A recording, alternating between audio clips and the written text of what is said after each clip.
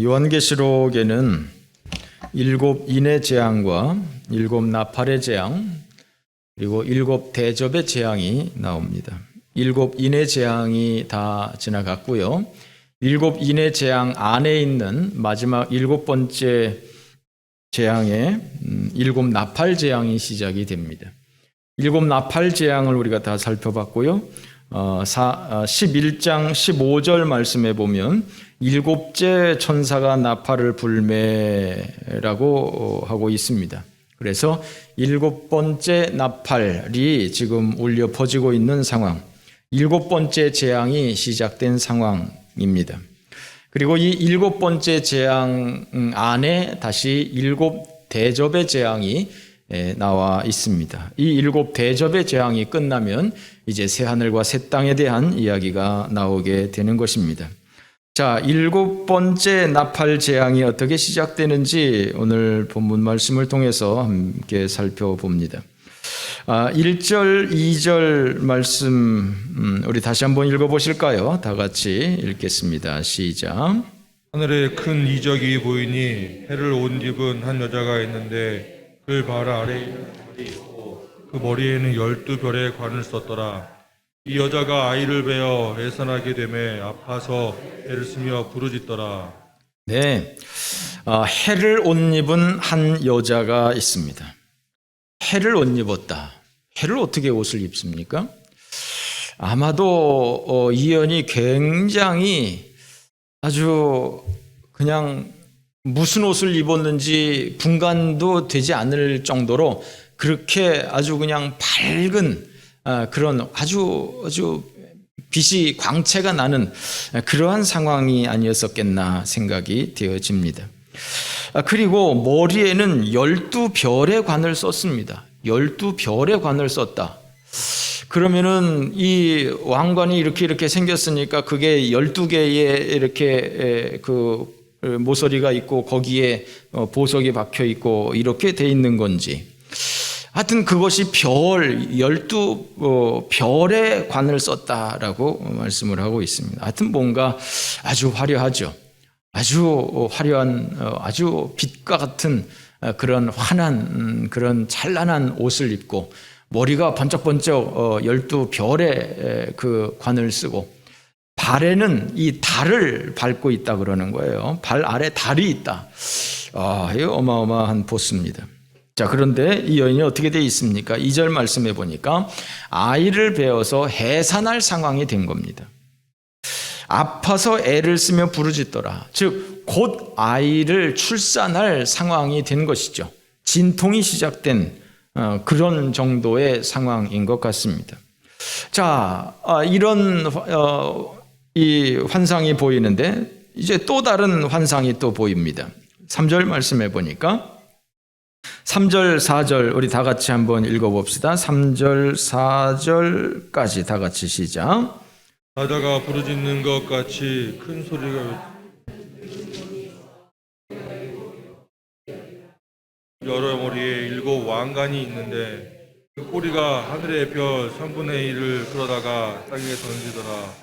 종이 해산하라는 여자 앞에서 그가 해산하면 그 아이를 삼키고자 하더니. 네, 자 1절과 2절에는 해를 옷 입은 12별의 멸관을 쓴 여인의 환상이라면 이제 3절, 4절에는 7머리 10뿔의 붉은 용이 나타납니다. 자, 3절 말씀 보세요. 한 큰 붉은 용이 나타났습니다. 머리가 7입니다. 그리고 뿔이 10입니다. 상상이 됩니까? 그러니까 어떤 머리에는 뿔이 하나고 어떤 머리에는 뿔이 2개가 있겠네요. 여러 머리에 7 왕관이 있습니다. 그 7 머리에 또 7 왕관을 쓰고 있어요. 자, 그런데 얼마나 어마어마하냐면 4절 말씀해 보니까 꼬리가 하늘의 별의 3분의 1을 끌어다가 땅에 던지고 있습니다. 이게 말이 됩니까? 별이 얼마나 큰데, 이 지구보다 더 큰 것도 별인데, 그것을 봐서 아마, 그런, 하여튼, 별이 조그맣게 보이는 대로, 우리 눈에 보이는 대로 그 조그맣게 보이는 대로 그런 것들을 땅에다가 3분의 1을 태질 쳐놓은 것 같습니다. 별이 얼마나 많은데 이걸 과학적으로 사실적으로 현실적으로 생각하면 이게 도대체 말이 안 되는 것이죠. 그러니까 이게 판타지라니까요. 판타지 장르라니까요. 판타지에서는 모든 것이 가능한 것이 되는 것입니다. 이런저런 것들이 이게 참 말이 안 되게 이게 가능한 것이죠. 자, 그런데 그것보다 더 중요한 것은 이 용이 이 여자와 무슨 관계가 있는 거예요. 4절 말씀을 다시 보세요. 이 용이 해산을 하려고 하는 여자 앞에서 그가 해산하기를 기다리고 있어요.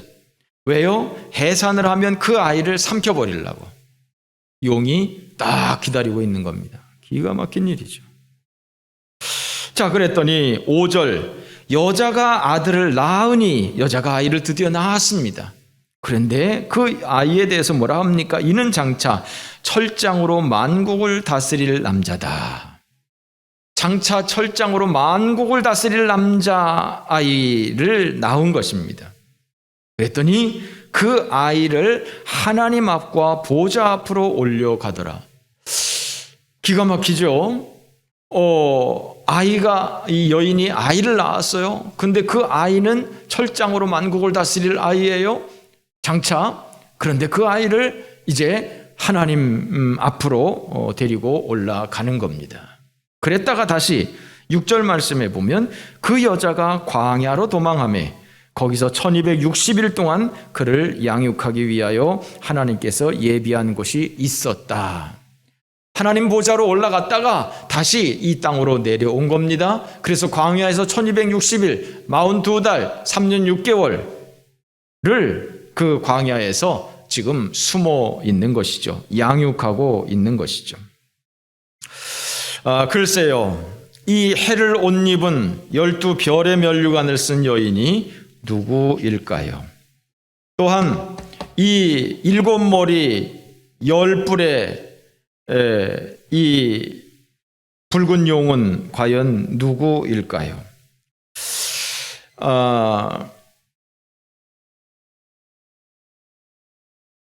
이 7머리 10뿔의 이 붉은 용, 과연 이들이 누구인지는 모르겠지만 서로 적대적인 관계에 있는 것이 분명하죠. 아이를 낳으면 그것을 삼키려고 준비를 하고 있는 이 붉은 용. 어쩌면 우리는 이것을 통해서 예수님을 상상할 수가 있어요. 예수님이 태어났을 때 헤롯이 예수님을 죽이려고 했습니다. 그래서 결국은 예수님을 죽이지 못하고 하나님께서 성령으로 인도하셔서 요셉과 마리아에게 애굽으로 피난 가게 하셨죠. 그래서 애굽으로 피난을 가서 예수님께서는 헤롯의 손에서 벗어났고, 헤롯은 예수님을 죽이려고 하다가 누군지 정확하게 모르니까 베들레헴에서 새로 태어났던 그 영아들을 전부 다 학살을 하는 그런 일들이 있었죠. 그리고 예수님께서는 그 애굽에서 얼마 동안 살다가 헤롯이 죽은 다음에 다시 올라오게 되었던 것이죠. 얼마 후에 죽었는지는 모르겠습니다만 애굽에서 안전하게 있다가 올라온 것이죠. 지금 예수 그리스도, 그분은 정말 만왕의 왕으로 오신 분이시죠. 이스라엘의 왕으로 뿐만 아니라 만왕의 왕으로 오신 분이 바로 예수 그리스도이신 것이죠. 온 세계 모든 민족의 왕으로서 이 땅에서 십자가에서 달려 죽으신 분이 바로 예수 그리스도인 것이죠. 철장으로 다스린다라고 이야기를 했지만 사실은 철장으로 다스리는 것이 아니라 사실은 은혜로 온 민족을 다스리는 그러한 분이 바로 예수님이시죠. 글쎄요, 이 어린아이가 예수 그리스도를 의미하는 것인지 그렇다고 말할 수는 없습니다만 충분히 상상은 할 수 있으리라 생각이 되어집니다. 자, 그런가 하면 이제 7절에서부터 보면 또 다른 환상이 보여지고 있어요. 자, 7절에서부터 9절까지 다 같이 한번 읽어보겠습니다. 시작. 전쟁이 있으니 미가엘과 그의 사자들이 용과 더불어 싸울세 용과 그의 사자들도 싸우나 이기지 못하매 다시 하늘에서 그들이 있을 곳을 얻지 못하는지라. 큰 용이 내쫓기니 옛 뱀 곧 마귀라고도 하고 사탄이라고도 하며 온 천하를 꿰는 자라. 그가 땅으로 내쫓기니 그의 사자들도 그와 함께 내쫓기니라. 자, 이제 또 다른 장면이 보이는데 이제 하늘의 모습입니다.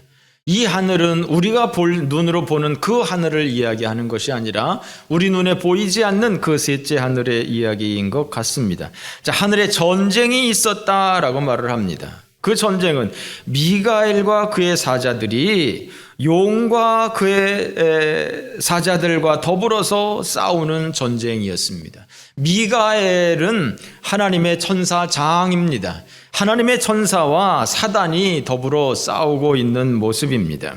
그런데 어떻게 됩니까? 8절 말씀해 보니까 그 용이 미가엘을 이기지 못하고 하늘에서 이제 쫓겨나게 되는 것입니다. 그래서 9절 말씀해 보니까 큰 용이 내어 쫓겼다. 옛뱀 곧 마귀라고도 하고 사탄이라고도 하는 온 천하를 꿰는 자가 땅으로 내쫓겼다. 그래서 그 사탄과 그 사자들이 전부 다 그와 함께 땅으로 내쫓겼다라고 말씀하고 있습니다. 미가엘과 용의 전쟁. 이 용을 여러 가지 다른 이름으로 지금 부르고 있어요. 옛 뱀, 마귀, 사탄, 이게 다 같은 이름 다른 표현으로 이렇게 하고 있습니다. 이 자들이 과연 하나님을 대적하고 그래서 하나님께서 미가엘 천사들을 통해서 이들을 물리치고 그래서 이들을 땅으로 쫓아낸 겁니다. 그런데 이 마귀, 사탄, 용, 뱀, 이 존재가 뭘 하고 있느냐라고 하는 것이죠. 뭘 하느냐? 보니까 9절 말씀에 보니까 온 천하를 꿰는 자다, 미혹하는 자다, 속이는 자다, 어지럽히는 자다 이렇게 얘기하고 있는 거예요. 사단의 특징, 그것은 바로 온 천하를 꿰는, 온 천하를 속이는, 미혹하는, 어지럽히는 그런 존재인 것이죠. 그 사탄이 지금 어디 있다고요? 이 땅에 내려왔다는 거예요. 이 땅에 그 사탄이 내려와서 그 사탄이 지금 여기를 활동 무대 삼아서 있는 거예요.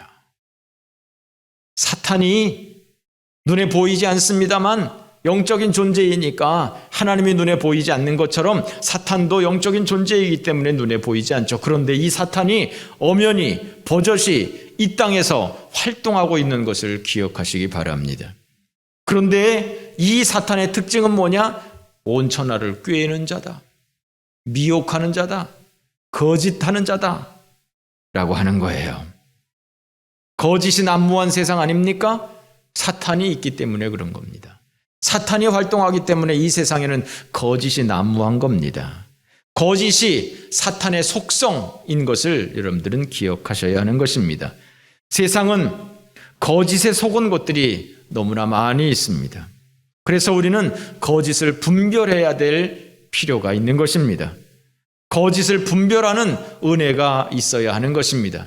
세상에 똑똑하다고 하는 사람들이 미혹되는 일이 참 많이 있습니다. 거짓에 미혹되는 일이 참 많이 있습니다. 예를 든다면 이 미혹되는 거, 거짓, 우리가 진실로 알고 있는 것들이 거짓인 경우가 참 많이 있는 거예요. 예를 든다면 진화론이라고 하는 거, 이게 아주 거짓말이죠. 이게 참 삼척동자도 가만히 생각해 보면 말이 안 되는 것이 이 진화론입니다. 그런데 지금 대부분의 사람들은 진화론이 정설인 걸로 생각을 하고 있어요. 하나님이 세상을 창조하셨다. 아이, 그런 걸 어떻게 믿어? 그런 게 어딨어? 그건 그냥 신앙적으로만 하는 얘기지. 이렇게 생각하는 신앙인들도 많아요. 진화론적으로 우주가 발생했다고 생각하는 사람들이 성도들 가운데도 많아요. 그거는요, 거짓에 미혹된 거예요. 그것이 거짓의 아비 사단이 하는 일이에요. 이런 것들을 비롯해서 우리는 거짓에 속는 일들이 너무나 많이 있습니다. 가장 큰 속임, 가장 큰 꾀임, 지금 온 천하를 꾀는 자다라고 했는데 가장 큰 속임수, 그것은 바로 하나님을 부정하는 거예요. 야, 하나님이 있긴 어디 있어. 하나님이 있으면 보여달라고 그래봐. 나타나 보라고 그래라. 나한테 보여줘봐. 하나님이 있긴 어디 있어. 이런 것들. 혹은 야, 뭐 기독교에서 말하는 하나님만 있어? 뭐 불교에서 말하는 부처님은 없어? 아니 뭐 다 똑같은 거지 하면서 하나님을 여러 온갖 잡신들 중에 하나로 치부하는 것들, 여러 신의 존재를 인정하는 것들, 이런 것들이 거짓이에요. 이런 것들이 미혹되는 거예요. 이런 것들이 사단의 일이에요. 이게 사단이 하는 일이에요. 사단은 오직 하나님을 대적하는 존재고요. 그래서 그 하나님의 존재를 부정하고 하나님의 구원을 부정하고 이렇게 하는 것이 이 사단의 본연의 임무예요. 그것에 충실한 거예요. 그것의 동역자들을 찾고 있는 거예요.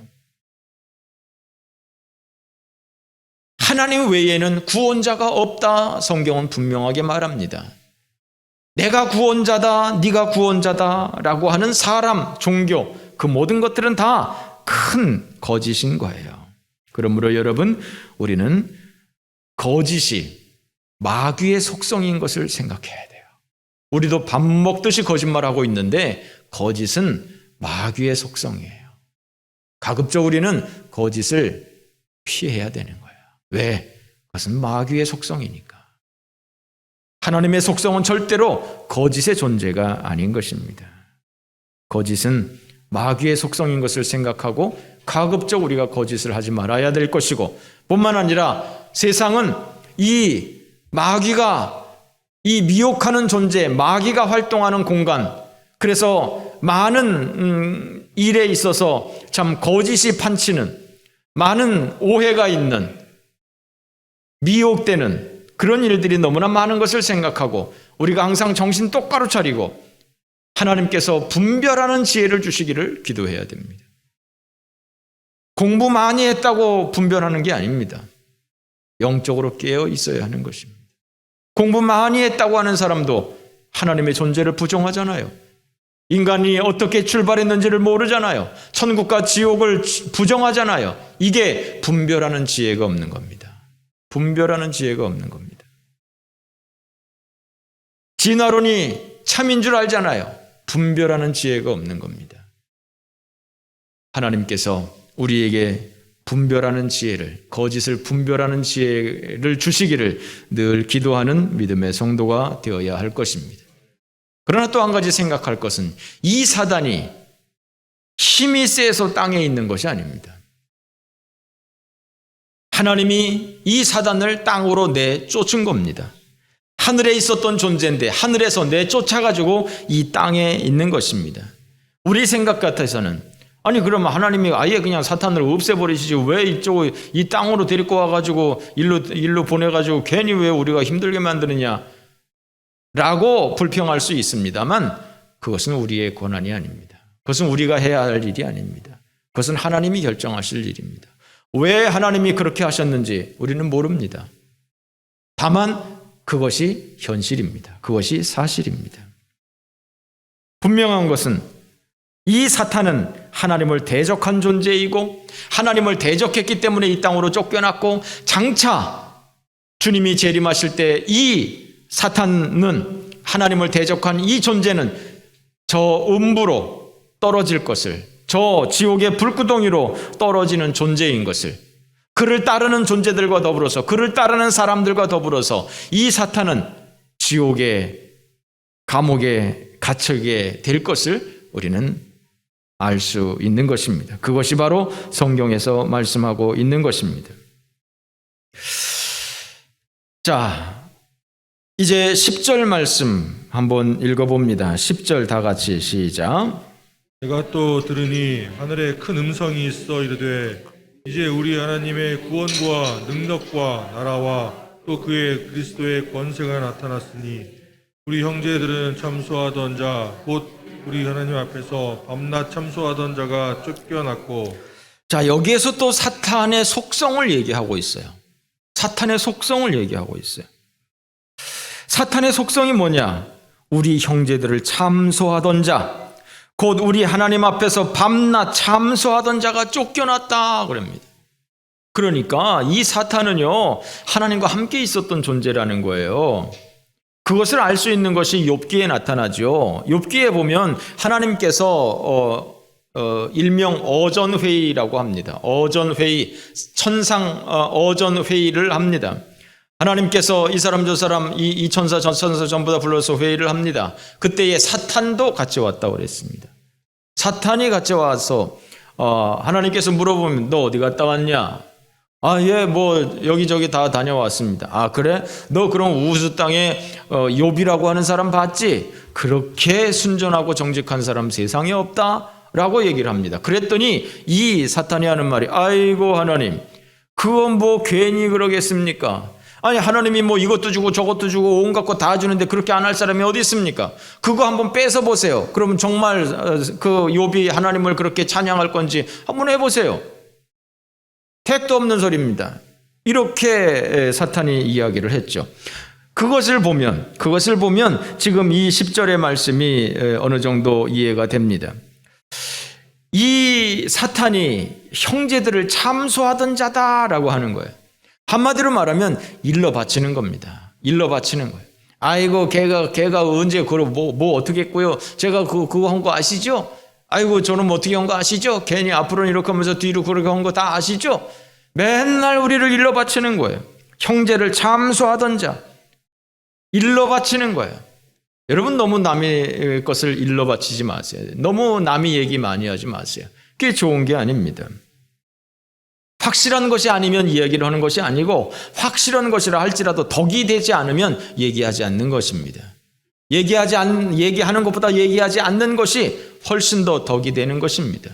우리는 지혜롭게 얘기를 해야지. 거짓말 안 했다고, 당연히 거짓은 사단의 속성인 것이니까 거짓을 말하지 말아야 될 것이고, 거짓이 아니라 할지라도, 진실이라 할지라도 그것이 덕이 되지 않으면 얘기를 안 하는 것입니다. 그것이 지혜로운 것입니다. 그런데 이 사탄은 허구한 날 남의 잘못을 물고 늘어지는 사람이에요. 그런 존재예요. 하나님 앞에 일러 바치고, 또 우리가 늘 죄책감을 갖게 하고, 이것이 바로 마귀짓이에요. 남을 이간질하고, 남의 잘못에 대해서 이 사람 저 사람한테 떠들고, 이것이 바로 마귀짓이에요. 그 사람이 마귀는 아니지만 그 사람이 하는 일이 꼭 마귀짓인 거예요. 우리 죄를 붙들고 늘어지는 마귀, 우리가 자책하도록 하는 마귀, 다른 사람한테 온 동네 방네 떠들고 돌아다니는 이것이 바로 마귀짓인 거예요. 이렇게 10절 말씀에 보면 하늘에서 음성이 들려서 이 사탄이 세상으로 쫓겨난 것을 이야기를 하고 있습니다. 그러면서 11절 중요합니다. 같이 한번 읽어보실까요? 시작. 또 우리 형제들이 어린 양의 피와 자기들이 증언하는 말씀으로 그를 이겼으니 그들은 죽기까지 자기들의 생명을 아끼지 아니하였도다. 할렐루야. 자, 마귀는 영적인 존재입니다. 우리는 영적인 존재인 마귀를 이길 수가 없습니다. 보이지도 않고 싸워서 이길 수도 없습니다. 아무리 십자가를 들고 한다고 해도 마귀가 그거 가지고 아이고 무서워하고 도망가지 않습니다. 그런데 마귀를 이길 수 있는 방법이 있다는 거예요. 어떻게 이길 수 있느냐? 밤낮 우리를 참소하는 마귀, 우리 죄를 날마다 들먹이는 마귀, 우리를 얼굴 들지 못하게 하고 있는 이 마귀를 어떻게 이길 수가 있느냐? 자, 11절 말씀 보세요. 어린 양의 피와, 할렐루야, 자기들이 증언하는 말씀으로 그를 이겼으니. 사람들이 마귀를 이길 수 있대요. 무엇으로요? 어린 양의 피로요. 자기를 증언하는 하나님의 말씀으로요. 우리의 힘으로 마귀를 이길 수 있는 게 아닙니다. 우리의 도덕을 가지고 마귀를 이길 수 있는 게 아닙니다. 우리의 의로운 행위를 가지고 마귀를 이길 수 있는 게 아닙니다. 우리는 부족한 사람이에요. 우리는 연약한 사람이에요. 우리는 죄악된 사람이에요. 우리의 의의를 가지고 아무리 내세워도 우리가 마귀를 이길 수가 없어요. 그것이 아니라 어린 양의 보혈로, 할렐루야, 어린 양의 피로 우리가 마귀를 이기는 거예요. 하나님의 말씀으로 우리가 마귀를 이기는 거예요. 아니, 하나님이 용서해 주셨다는데 네가 뭔 상관이야? 라고 하는 것이죠. 여러분, 예수 그리스도께서 우리 죄를 위해서 돌아가시지 않았습니까? 어떤 분들 이야기합니다. 당신 죄인이시죠? 네, 죄인입니다. 아유, 저는 천국 못 갈 것 같아요. 죄가 많아서요. 죄가 많아서 천국 못 갈 것 같아요. 예, 모든 사람들이 내재적으로 가지고 있는 생각들입니다. 죄가 많아서 천국 못 갈 것 같아요. 맞는 말씀입니다. 제대로 된 해석입니다. 그러면 예수님을 믿으십니까? 예, 예수님은 믿죠. 그럼 예수님이 뭐 때문에 왔습니까? 내 죄 때문에 돌아가셨습니다.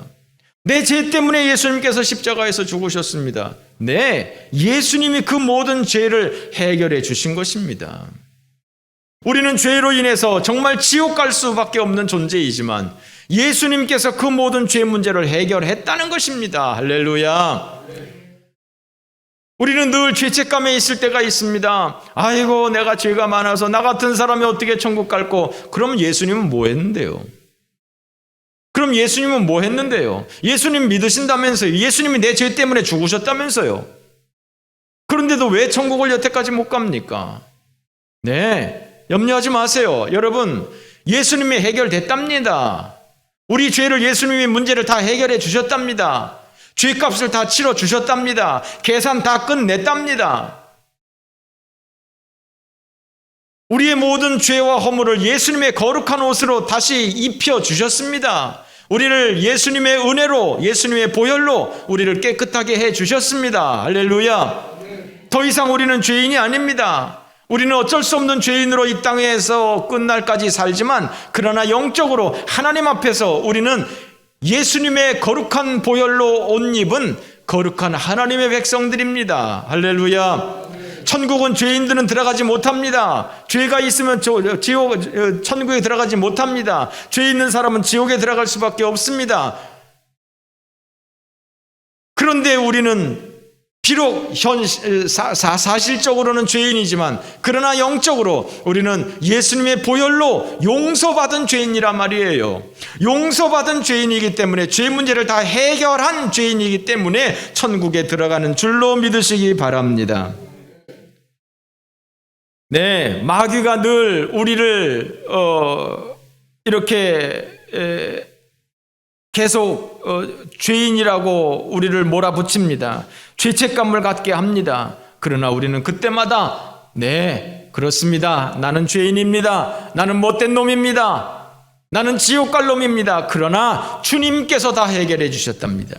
주님께서 다 해결해 주셨다는데 네가 뭔 상관이야? 주님께서 해결해 주셨다는데, 하나님께서 묻지 않으시겠다는데 네가 뭔 상관이야? 재판장 대신 하나님이 묻지 않으시겠다는데 네가 뭔 상관이야? 라고 우리가 말씀으로 외치면 되는 것입니다. 누구든지 주의 이름을 부르는 자는 구원을 얻으리라. 할렐루야. 주의 이름을 부르시기 바랍니다. 주의 은혜로 구원받는 것을 기억하시기 바랍니다. 우리가 죄책감에 사로잡힐 때마다, 우리는 그때마다 주의 십자가 앞으로 나가는 것입니다. 죄책감이 나를 억누를 때마다 주의 보혈을 찬송하는 것입니다. 오직 우리는 내 의의를 가지고가 아니라 주님의 의의를 가지고, 주님의 은혜를 가지고 하나님 앞에 나아가는 이 사실을 기억하시기 바랍니다. 자, 12절 말씀 다 같이 한번 읽어보실까요? 시작. 그러므로 하늘과 그 가운데 거하는 자들은 즐거워하라. 그러나 땅과 바다는 화 있을진저 이는 마귀가 자기의 때가 얼마 남지 않은 줄 알므로 크게 분내어 너희에게 내려갔습니다 하더라. 자, 10절에 내가 또 들으니 하늘에서 음성이 있어. 하늘에서 음성이 있어. 지금 이 말이 지금 하늘의 음성이 들리고 있는 것입니다. 하늘에서 음성이 들려요. 뭐라고 들리느냐? 하늘과 그 가운데 거하는 자들은 즐거워해라. 왜? 마귀가 쫓겨났으니까. 맨날 문제 일으키던 그 마귀놈이 쫓겨났으니까 하늘은 즐거워해라 이겁니다. 그래서 우리가 뜻이 하늘에서 이루어진 것처럼 땅에서도 이루어지이다. 하나님께서 그렇게 기도하라고 하는 거예요. 그러나 땅과 바다는 화 있을진저 이는 마귀가 자기의 때가 얼마 남지 않은 줄을 알고 크게 분하여 너희에게 내려갔습니다. 말하고 있어요. 땅과 바다는 화가 있다. 왜? 마귀가 내려갔으니까. 그런데 이 마귀가 자기 때가 얼마 남지 않은 줄 알고 독이 잔뜩 올라가지고 어떻게 하면 많은 사람들을 미혹할까? 어떻게 하면 많은 사람들을 꾀일까? 어떻게 하면 많은 사람들을 하나님으로부터 띄어낼까를 생각한다는 거예요. 그러니까 땅에 있는 사람들은 화가 있을 것이다. 정신 차려라. 마귀가 지금 너희들한테 내려갔다. 너희들 지금 마귀 속으로 있는 거야. 마귀가 지금 너희들 같이 있는 거야. 너 지금 조심해야 돼. 라고 말하고 있는 것이죠. 그렇습니다. 마귀가 땅에 내려왔습니다. 우리가 사는 세상에 와 있습니다. 그렇기 때문에 이 온갖 난리가 나는 것입니다. 거짓이 난무한 세상, 불신이 난무한 세상, 이것이 바로 마귀가 이 땅에서 활동하기 때문입니다. 그래서 우리는 늘 긴장해서 살아야 되는 것이고 잠시라도 방심하면 유혹에 빠지고 미혹에 빠지게 되는 것입니다. 하나님께서 왠지 모르겠지만 마귀가 이 땅에서 활동하는 것을 용인하고 있는 것입니다. 자, 13절 말씀부터 마지막 절까지 한번 읽어봅시다. 시작. 용이 자기가 땅으로 내쫓긴 것을 보고 남자를 낳은 여자를 박해하는지라. 그 여자가 큰 독수리의 두 날개를 받아 광야 곳으로 날아가서 거기서 그 뱀의 낯을 피하여 한 떼와 두 떼와 반 떼를 양육받음에 여자의 뒤에서 뱀이 그 입으로 물을 강같이 토하여 여자를 물어 떠내려 하게 하되 땅이 여자를 도와 그 입을 벌려 용의 입에서 토한 강물을 삼키니 용이 여자에게 분노하여 돌아가서 여자의 남은 자손 곧 하나님의 계명을 지키며 예수의 증거를 가진 자들과 더불어 싸우려고 바다 모래 위에 서 있더라. 아멘. 자, 이것이 판타지입니다. 환상입니다. 이것을 사실적으로 현실적으로 생각하면 이해가 되지 않습니다. 판타지 장르로 꿈이다라고 생각을 하시고 이것을 해석을 하셔야 됩니다. 자, 용이 여자를 박해합니다. 뱀의 낯을 피해서 광야에서 한 떼, 두 떼, 반 떼, 세 떼 반을 양육합니다. 그랬더니 이 뱀이 용이 이 여인을 찾아와 가지고는 입에서 물을 강같이 토해서 여인을 떠나보내려고 합니다. 막 빠뜨려 죽이려고 합니다. 그랬더니 땅이 입을 벌려서 용이 토한 물을 다 삼켜버립니다. 참 이런 것들을 통해서 이게 도대체 뭘 의미하는 것인지 참 아는 것이 쉽지 않습니다. 그러나 이런 것들을 통해서 지금 용과 여인이 지금 싸우고 있는 것을, 용은 어떻게 해서든지 이 여인과 그 아이를 죽이려고 하고, 그런 가운데서 하나님께서 이 여인을 보호하셔서 그래서 그 용이 토한 그 물을 다 땅이 받아내게 하시고, 그래서 그 한 때, 두 때, 반 때 동안에 이 여인을 잘 보살펴서 이 아이가 잡아먹히지 않도록 보호하시는 이 하나님, 이런 모든 것들을 우리는 생각하게 되는 것입니다. 자, 그러면 이 여인은 누구일까? 이 아이는 누구일까? 일곱 머리 열 뿔의 붉은 용은 누구일까? 이 아이는 예수님일까? 이 여인은 그렇다면 요셉과 마리아일까? 이 용은 누구일까? 로마일까? 아니면 이유일까? 네, 여러분들이 이런 마지막 시대에 대한 그런 관심이 있는 분들은 이 용을 어떤 사람들은 로마다라고 해석한 사람들, EU라고 유럽연합으로 해석하는 사람들, 이런 해석들을 많이 보았을 것입니다. 저는 그런 사람들의 해석을 틀리다고 말하지는 않습니다. 그러나 위험한 해석이다라고 말하고 싶습니다. 구태여 그렇게 세부적으로 구체적으로 대입하고 싶지는 않습니다. 왜냐하면 이것은 아직 비밀에 붙여져 있는 말씀입니다. 우리가 이런 것들을 통해서 추적은 할 수 있습니다만 이것을 분명히 이것은 이것이다 라고 분명하게 말할 수는 없습니다. 왜냐하면 아직 하나님께서 이 인봉을 떼지 않은 것이기 때문에 이것에 대한 비밀을 어느 정도는 생각해야 되는 것이죠.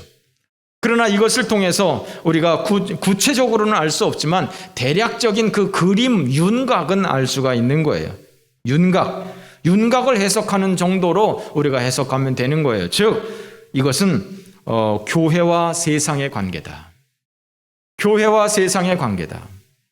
그리스도인과 반기독교적인 사상을 가진 세력들과의 관계다.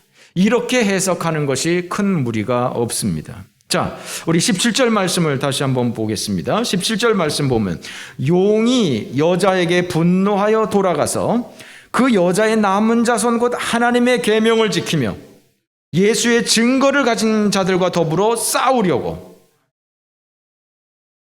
그렇습니다. 자, 누구랑 싸워요? 하나님의 여자의 남은 자손이래요. 여자의 남은 자손. 여자가 낳은 그 아들, 그것이 누구인지 그렇게 중요하지 않습니다. 여자가 낳은 자손, 여자의 그 남은 자손, 곧 그 남은 자손이 누구냐? 하나님의 계명을 지키며 예수의 증거를 가진 자들과 더불어 싸우려고 사탄이 준비하고 있다는 얘기예요. 예수의 증거를 가진 자들, 하나님의 말씀을 지키는 자들 누굽니까? 우리입니다. 이 하나님의 말씀을 어떤 구체적인 인물 혹은 어떤 구체적인 시대적인 상황 그것으로 해석하는 것은 저는 옳지 않다고 봅니다. 이 하나님의 말씀은 모든 시대에 적용이 될 수 있어야 한다라고 저는 생각을 합니다. 로마 시대에만 적용이 되고 지금 시대는 적용이 안 된다? 로마 시대는 아니었었고 지금 시대를 얘기하는 것이다? 그렇게 생각하지 않고 모든 시대에 적용이 된다 생각이 되어집니다. 그러니까 하나님의 계명을 지키며 예수의 증거를 가진 자들과 사탄이 지금 더불어서 싸우려고 준비 중에 있다는 얘기입니다. 그렇습니다. 세상은 늘 교회를 공격합니다. 성도를 공격합니다. 건수가 있건 없건 공격합니다. 건수가 있으면 더 달려들 뿐이죠. 그러니까 이 예수 안 믿는 사람들은요, 교회 생각하면 그냥 기분이 나쁜 거예요. 예수 잘 믿는 사람 보면 그냥 기분이 나쁜 거예요. 뭐 이유가 없어요. 그냥 기분이 나쁜 거예요. 이게 교회와 세상의 관계예요. 어떻게 해서든지 교회가 문을 닫게 하는 것이 저 사람들의 사명이에요. 어떻게 하면 교회를 골려줄 수 있을까? 어떻게 하면 교회를 파괴할 수 있을까? 이 사람들은 그거를 생각하는 거예요. 왜? 이유는 없어요. 그냥 싫은 거예요. 그게 마귀 짓이에요. 마귀가 그렇게 마음을 주는 거예요. 세상은 태생적으로 교회를 공격하게 되어 있습니다. 교회는 결코 세상과 좋은 관계를 가질 수가 없습니다. 물론 교회는 세상에 대해서 선을 베풀고 정말 덕을 베풀고 해야지요. 세상을 적대시하면 안 되죠. 그러나 이것이 영적인 교회와 세상과의 관계인 것은 기억하셔야 되는 거예요.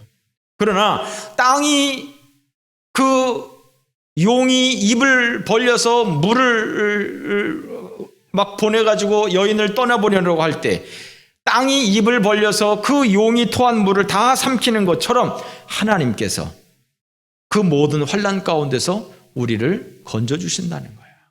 할렐루야. 우리가 이 요한계시록 하면 무서운 생각이 들지 않습니까? 일곱 나팔 재앙이니 대접 재앙이니 이런 건 무서운 생각 들지 않습니까? 지금 1290일 동안 용이 쫓아다니고 한때 두때 반때를 광야에서 살고 무섭지 않습니까? 예, 무섭죠. 용이 입에서 물을 뿜어내가지고 막 그냥 물이 다 쓸려 내려가게 하고 무섭죠. 무섭습니다. 그러나 이 싸움은 우리가 이길 수가 없어요. 우리는 다만 예수 그리스도 보혈의 공로만 주장하면 되는 것이고 이 싸움은 하나님이 은혜를 주시는 거예요. 하나님께서 땅을 벌려서 땅이 입을 벌려서 그 물을 다 삼켜버리면서 여인을 보호하지 않습니까? 하나님께서 우리를 모든 환난에서 건져주시는 거예요. 우리가 바로 이러한 영적인 전쟁을 하고 있는 거예요. 여러분, 분명한 것은 사탄은 멸망할 존재입니다. 사람은 죄로 망하는 것이 아니라 사람은 불신앙으로 망하는 거예요. 주님 오시는 날까지 지상의 교회는 전투하는 교회입니다. 우리는 전시 상황인 것을 기억해야 됩니다. 세상에 잘 보이려고 애를 쓸 필요가 없습니다. 세상은 어차피 우리에 대해서 적대적입니다. 다만 우리는 우리 스스로 그저 믿음 생활 잘하고 도덕적으로 흠결이 없고 세상에 공격받지 않도록 조심하고 할 뿐이지, 그렇다고 해서 저들이 우리를 지켜주지는 않습니다. 그런 것들을 기대할 필요는 없습니다. 세상은 어떻게 해서든지 교회를 끌어내리려고 하는 것이 저들의 사명인 것입니다. 우리 예수 믿는 사람들, 우리 교회는 항상 세상과 적대적인 것을 기억하셔야 돼요. 자, 성소수자 인권법, 동성애법, 이런 것들이 평등법이라고 하는 이름으로 이제 또 옷을 바꿔 입고 나왔습니다. 그야말로 이 성소수자 인권, 평등법 이런 거는 그야말로 소돔과 고모라법입니다. 소돔과 고모라로 세상을 만들겠다는 것입니다. 정치인들이 정말 무슨 정신으로 그런 것을 하는 것인지 난 이해가 안 됩니다. 정말 자신들이 그런 것을 좋아해서 그런 법을 만들려고 하는 것인지, 옳다고 해서 그런 것을 만들려고 하는 것인지, 정말 자기 자녀들이 그런 사상을 가지고 있다면 아이고 잘했다 야, 네가 똑똑하다 야, 그렇게 할 사람들인지 정말 이해가 되지 않습니다. 그럼에도 불구하고 이 사람들은 어떻게 해서든지 이런 평등법을 밀어붙이려고 애를 쓰고 있습니다. 이게 마귀짓입니다. 여러분, 이번에는 또 사학법이 통과가 되었습니다. 법사위에서. 사학법이라고 하는 것은 교사들을 정부에서 이렇게 임용하는 것입니다. 당연히 교사들은 정부에서 임용을 하죠. 그런데 그건 공립을 얘기하는 것이고, 사립학교는 사립학교에서 교사들을 채용을 하는 것입니다. 예를 들어서 이 사립학교의 90% 이상이 기독교 계통입니다. 불교 계통이나 천주교 계통에서는 별로 없습니다. 90% 이상이 다 기독교 계통입니다.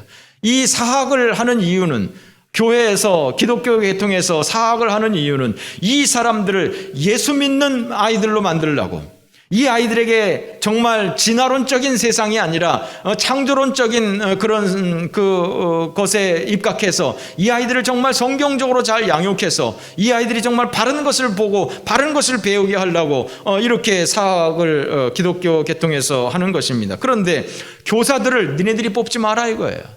교사들 우리가 보내주는 사람 써라 이겁니다. 교사 채용을 우리가 보내주는 사람을 해라 이겁니다. 그러면 그것은 기독교인이 아닌 사람이 오는 겁니다. 기독교도 포함이 되어 있지만 기독교와 관계없는 사람이 기독교 학교에 들어오는 겁니다. 그럼 기독교 학교에서 어떻게 기독교 교육을 합니까? 할 수가 없는 것이죠. 결국 사학을 할 수가 없는 겁니다.